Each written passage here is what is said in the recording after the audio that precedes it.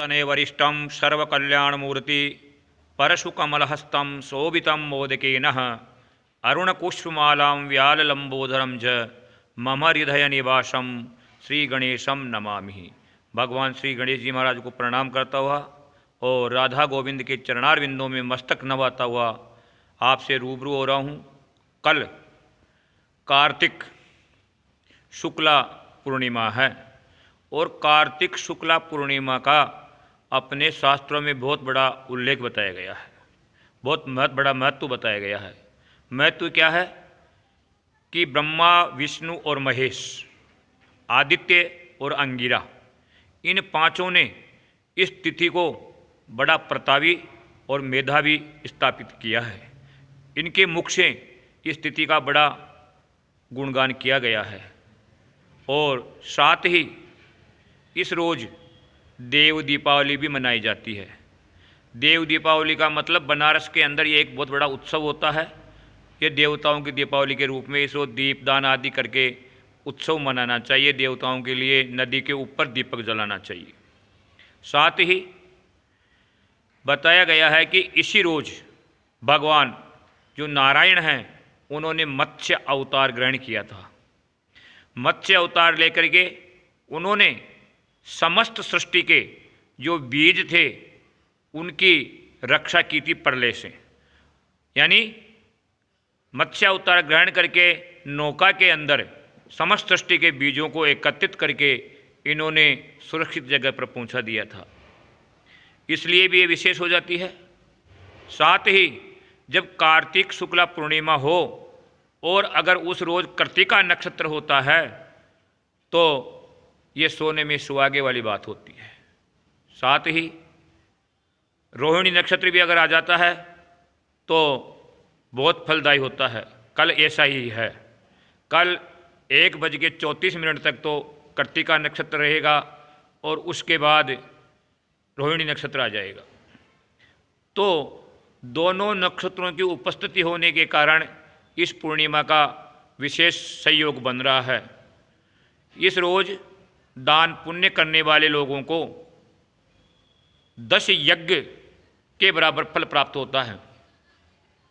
साथ ही इस रोज़ चांद्रायण व्रत जो लोग करते हैं उनका व्रत भी समापन की ओर होता है और इस रोज़ किया हुआ छोटे से छोटा दान पुण्य भी अक्षय फल देने वाला, अटूट फल देने वाला होता है।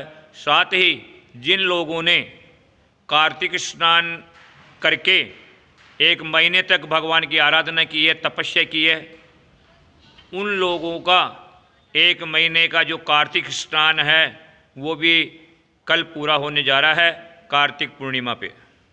जिन लोगों ने मन में ये रह गया हो कि हमने कार्तिक स्नान नहीं किया है, हमको भी करना चाहिए था, ऐसे लोगों के लिए कल ब्रह्म मुहूर्त के अंदर कृत्तिका नक्षत्र से युक्त पूर्णिमा रहेगी।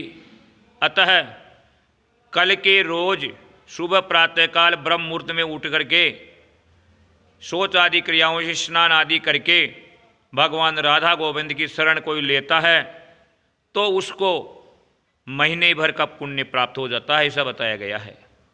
तो कल सब व्यक्तियों को चाहते हुए भी या अनिच्छा से भी अगर कोई ऐसा करता है तो उसको फल अवश्य प्राप्त होगा, क्योंकि अग्नि को जान करके छुओ या अनजाने में छुओ, वो उसका स्वभाव है जलाना।